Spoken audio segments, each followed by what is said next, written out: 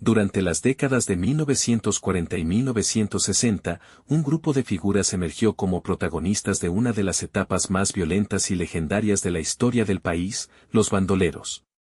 Nacidos de la polarización política y la exclusión social, estos hombres y mujeres desafiaron al Estado, marcando un periodo de caos en el que la ley era dictada por la violencia. Génesis del bandolerismo. La violencia bipartidista entre liberales y conservadores sentó las bases para el surgimiento del bandolerismo. Con el asesinato de Jorge Eliezer Gaitán en 1948, el país entró en una etapa conocida como la violencia. Las disputas entre partidos se intensificaron y en las zonas rurales, donde el Estado estaba ausente, los campesinos quedaron atrapados entre guerrillas liberales y fuerzas militares conservadoras.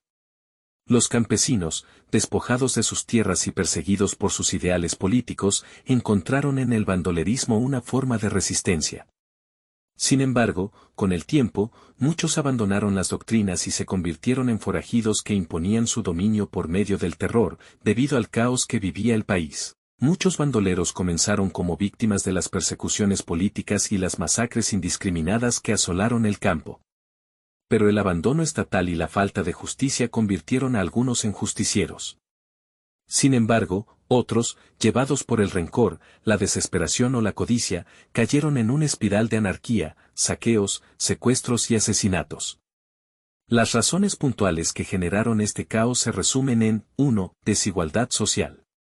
En un país donde la tierra era el mayor símbolo de poder, los campesinos vivían sometidos a los terratenientes. La pobreza y la falta de oportunidades fueron el caldo de cultivo para que muchos se alzaran en armas. 2. Colapso del Estado. La ausencia de autoridad en las regiones más remotas dejó un vacío que los bandoleros llenaron, convirtiéndose en jueces, verdugos y gobernantes de facto. 3. Persecución política. En las zonas rurales, ser liberal o conservador significaba ser objetivo de represalias. Muchos bandoleros comenzaron como campesinos que defendían sus vidas y las de sus familias.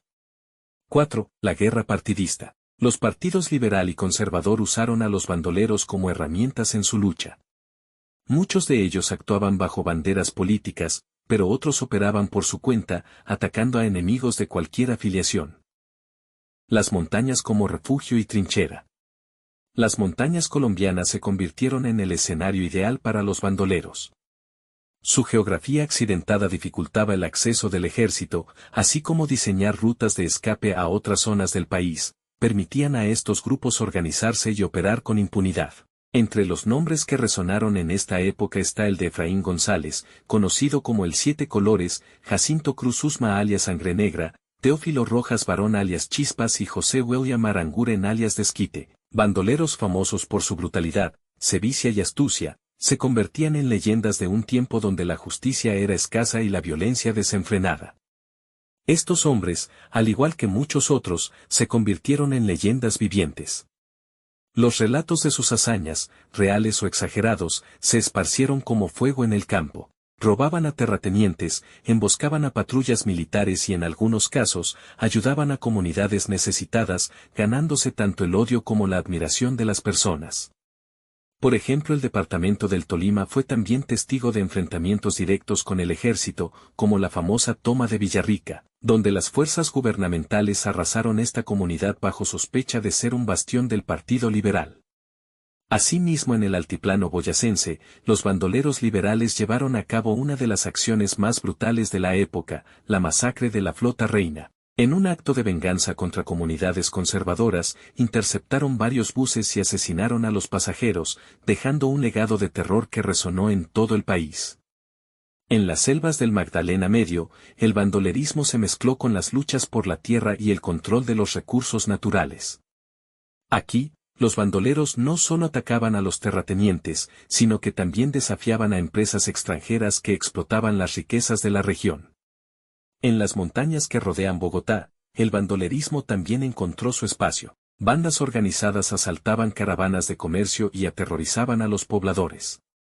La cercanía a la capital mostraba que ni siquiera el corazón político del país estaba a salvo de esta ola de violencia.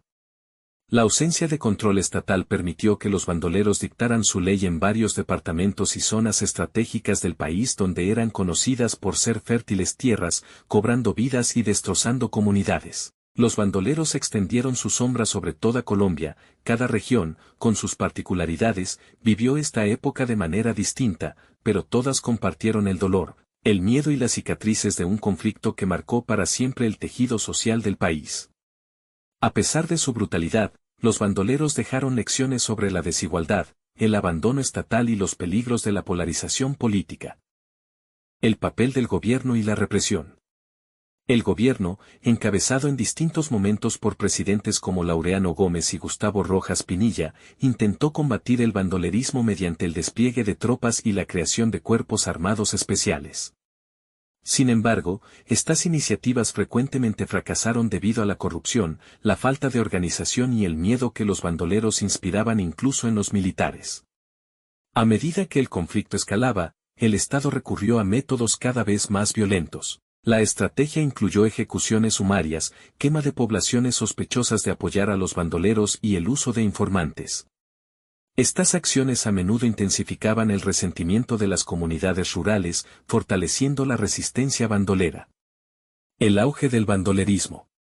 El bandolerismo fue avivado por la lucha entre liberales y conservadores, únicos partidos políticos de la época, quienes financiaban y protegían a los bandoleros que defendían sus colores. Los chulavitas, brazo armado del Partido Conservador y los grupos guerrilleros liberales libraron una guerra no oficial en los campos, dejando a la población civil en medio del fuego cruzado.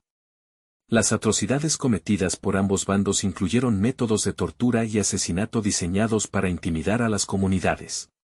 Uno de los más conocidos fue el corte de franela, donde la garganta de la víctima era rajada de manera brutal y se mostraba su lengua por dicho orificio. Estas prácticas fomentaban el miedo y consolidaban el control territorial. Para mediados de los años 50, el bandolerismo alcanzó su pico. Los bandoleros no solo desafiaban al gobierno, sino que también rivalizaban entre ellos por territorios y recursos. Bandas como las de Tiro Fijo, que luego derivaría en la formación de las FARC, y otras más independientes, como las de Sangre Negra, se expandieron por todo el país.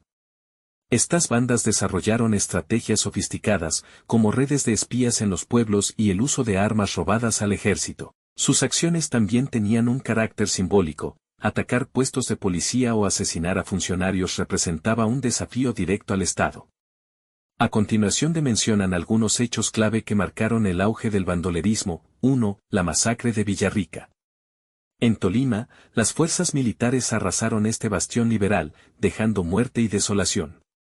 Este ataque, ordenado por el gobierno conservador, fue una respuesta directa al creciente poder de los bandoleros en la región.